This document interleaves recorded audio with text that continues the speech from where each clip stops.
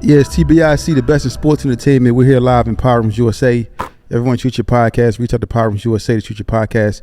Also, you can follow Power Rooms USA on Instagram at Power Rooms USA. This is TBISE, the best in sports entertainment. You can follow us on Instagram at TBISE247 and subscribe to our YouTube channel at TBISE247 Sports. So, excuse me. Today we have a special guest, Stan Jones. Stan Jones is going to be speaking a little bit about, this sports, basketball, and whatever, sports he's familiar with, about how the game goes, how you can be successful in sports, how the sports game can be, unfair to athletes and so forth and so on. So, Stan, I want to welcome you to the show. Kind of tell us a little bit about yourself. Thanks for having me, man. I started coaching early on in life. I played high school basketball at Philadelphia Christian Academy under Daryl Schofield and David Anwar, who's the assistant coach at Mississippi State University right now. Mm-hmm. I played college at Penn State Schuylkill. Okay. Before I ran into some academic issues that made me ineligible. Okay. That was pretty much end of my basketball journey. I still went to go to school. I went to Lincoln University after that. Okay. But I got into coaching pretty early. So about 2001, I was coaching with my mentor, Daryl Schofield, which was called Celestial Prep, which was an offshoot of Philadelphia Christian. Mm-hmm. He left Philadelphia Christian and started his own program, Celestial Prep. It was based in North Philly. And he had several top players from around the country. He had Keith Butler, who was at that time was the #1 center in the country, high school center in the country, who ended up going and signing with Temple. But he was getting recruited by Cincinnati, North Carolina, my University of Miami. All those head coaches came down to North Philly. I met Matt Doherty, met Bob Huggins. So that made me see that the college basketball game was real, and I had a chance to be a part of it. These is coaches I done watched on TV, national TV. Mm-hmm. Met John Chaney. Had several conversations with him, so it intrigued me. He had Omar Williams, who was one of the top players in Philadelphia as well, who was signed with George Washington. So that was my first year of really diving into prep school basketball, besides playing it myself. Okay, and so you mentioned, the coaching aspect of basketball, and what do you say about someone who's looking to become a coach on any level?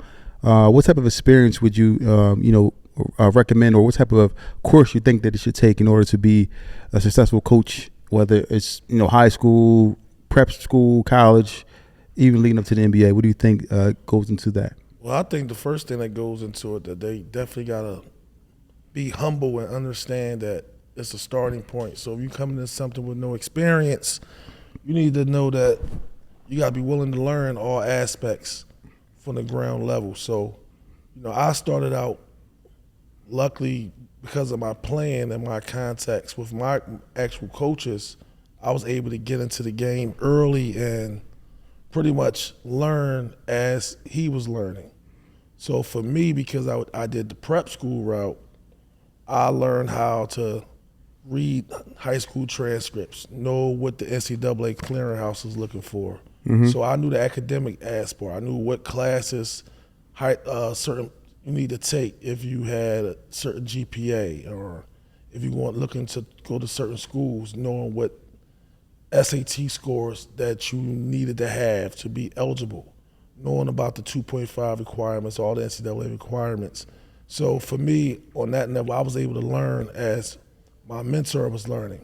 But I also started from the youth level, the grassroots. So just basically putting a team in my neighborhood for safe at my rec center. Mm-hmm. Being dedicated. You got to have dedication. I had to be at practice every day. I mean, I was coaching a 12 and under team, kids in my neighborhood. And if I didn't show up for practice, they would come to my house, literally knock on my door. Wow. And be like, Coach, we're supposed to have practice. That's what's up. So it showed that. It made me be dedicated because the young kids was dedicated. So I think the best advice I can give anybody that want to start out is, number one, be humble. Understand that you need experience to get where you want to go. So be willing to learn and be dedicated. Make sure that you willing to give 110% to this if this is what you want to do. You can't go and halfway do it. You have to be dedicated. And also, depending on what level you're trying to reach, be true to yourself. Because if you're trying to reach a certain level, you're trying to be able to become an NBA coach, then you got to be willing to do and be willing to take all the necessary measures to get where you need to be at that level. So that means as far as going to college, doing internships. If you go on the NBA websites, they got plenty of internships that you can do for college students, high school students, to get yourself in the ground door. Working elite high school basketball camps. You have to put yourself in a mix. You have to, be around that atmosphere. Okay. If you want to become a college coach, understand that you need a degree. Understand that's another thing. Every basketball player, college player, doesn't make a good coach. So you can become a college coach and never play. But start off by being a manager at your local college. Then you can become a director of basketball operations. Start from the ground level up. And again, always work camps and clinics. And you have to network. Networking is the key. Like with anything in life, you have to network. Okay. And, you mentioned normally a high school kid, a lot of times they still live at home with their parents.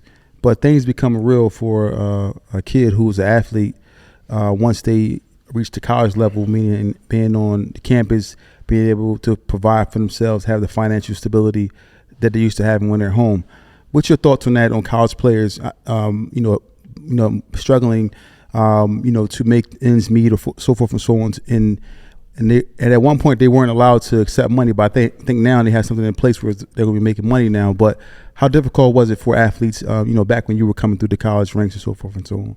Oh, it was definitely difficult back in late 90s, early 2000s.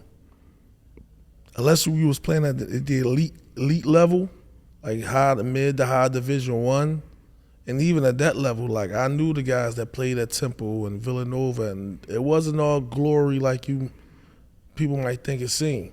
They still had relied on eating the calf, and some of them had work-study jobs and stuff like that as well. So, me being a college student, especially going to an HBCU, and after I left Penn State Schuylkill, going to Lincoln, and even when I was coaching at Cheney, I know for those student athletes it was rough. They relied on the 3 meals you got in the cafeteria. They relied on the meal money that we got on the weekends when we traveled and played games, so they can get their 2 meals. Like we had to make that. It was 12 to 18 hours a day or something like that for 3 meals. We had to make that stretch and work. We had to sometimes get creative with that meal money to make sure, that dollar menu made a lot of sense. Yes, you know what I mean. So, outside of the financial ups and downs as far as athletes, and as I mentioned, NCAA just kind of brokered a deal whereas though the players would get a substantial amount of money. I don't have the actual numbers in front of me, but they said that the college players will be being paid going forward, which is going to actually lift a lot off of their shoulders going forward. How do you feel about that? And what do you say? Is that about time, or what's your opinion on that? It's about time. It's a crazy thing, but they open up a can of worms that's never going to be able to put back in, because the mindset of the kid changes. So now they're life-changing money with this NIL deal stuff. So a kid can go to Kentucky or go to Villanova if he's a potential NBA prospect, or if he's a highly suited, not going to be an NBA player, but just a college player. Like a guy can be a great college player, and they ceiling is there, just a great college player. Not too much NBA potential. However, with NIL and the way that the NCAA transfer portal is, guys are transferring and getting $1 million, $500,000 NIL money. That's life-changing money right there. Correct. You stay in school 3-4 years, and you get $500,000. You walk away with $2 million. Exactly. You ain't got to think about the NBA. You can live off your college degree, start your career, you can become an entrepreneur, or you can still go play overseas, or if you're lucky to make it to the NBA, but you're getting a great head start. Exactly. So I would assume that would be, good for college. I'm thinking they're making it. Well, NCAA kind of may disagree with it because they look at the big picture. Like, hey, listen, we're losing a lot of players who are going to the G League, overseas, because they're paid to play in those leagues. Right. So why don't we just pay the players and have them, be able to have some financial gain is to stay in college? Because as I'm looking at it, it's saying that the ratings and the viewership is going down in March Madness tournaments and things of that nature. The viewership has dropped, opposed to when you had players like Allen Iverson, Ray Allen staying in college for 2 years and possibly being there for longer. But these players was like, hey, listen, I'm foregoing college, and these were great players. Right. So this makes a lot of sense for the NCAA to make to make money as well by keeping the players around. No, it does. It definitely does. However, I think that because of the money, here's the thing: every school don't have equal money. Correct. So if you got some college players are just chasing the NIL bag, and it's messing up the game of basketball and the college basketball landscape. If you look at the transfer portal, guys are transferring left and right. You got 1,500, 2,000 names in the transfer portal. There's only 300 and something Division I schools. So everybody can't go. Exactly. And then a lot of kids get stuck. But you have kids that leave in good situations, but they're just chasing the NIL bag and going into another situation where the grass might not always be greener. Correct. So do you think, would this be better for the NBA? I'm saying because the players are more developed. For those that stay a little longer, they may be more developed, and NBA doesn't have to possibly pay more attention to them on the court. Off the court. Do you think this is going to help the NBA as well as far as development? Two things. The NBA don't care about development. The NBA is a terrible basketball product.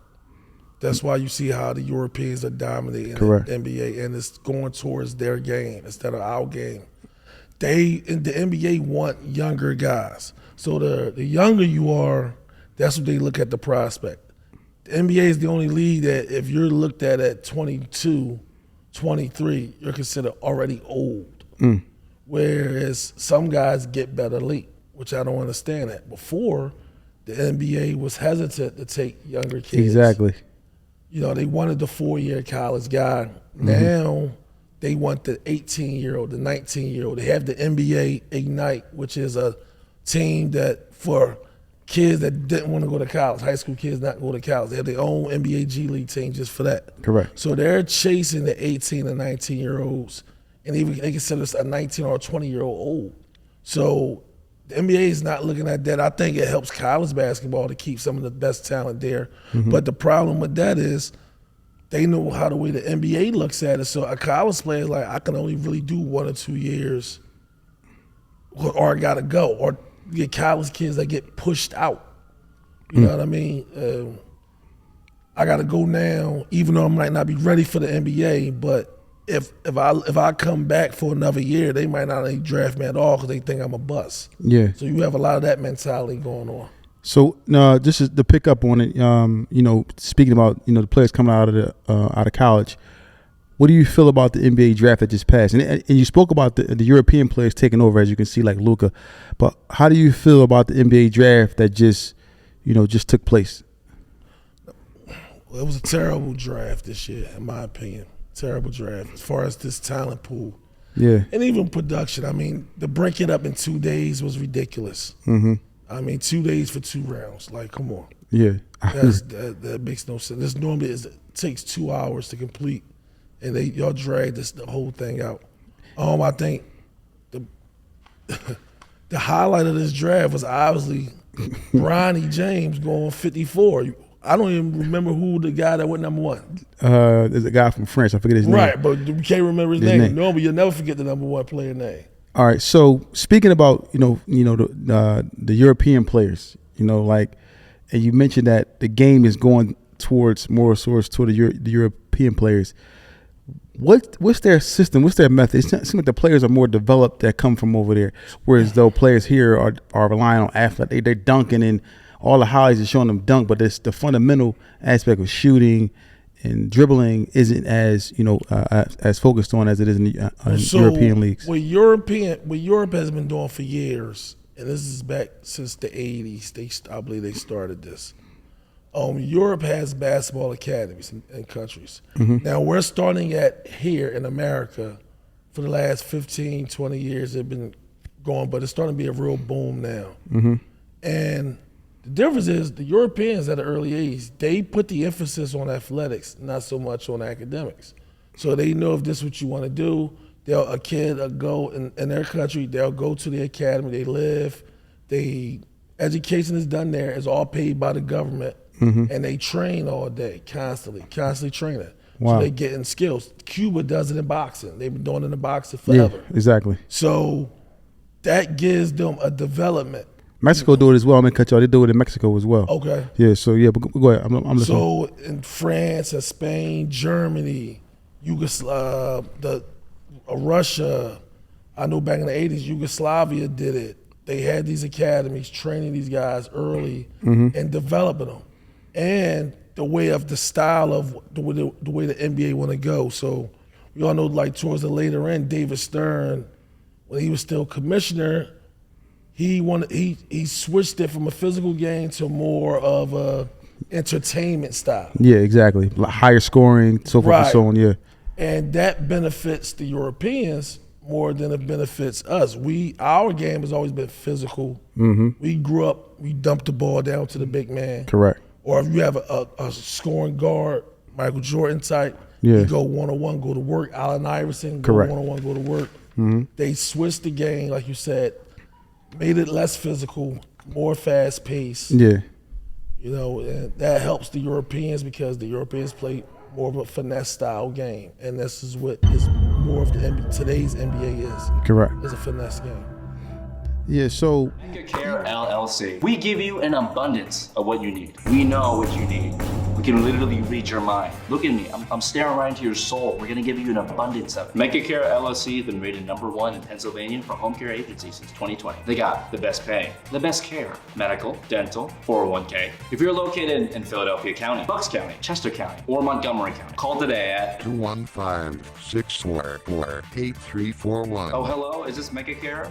I just called the number that was here on the screen. This is crazy.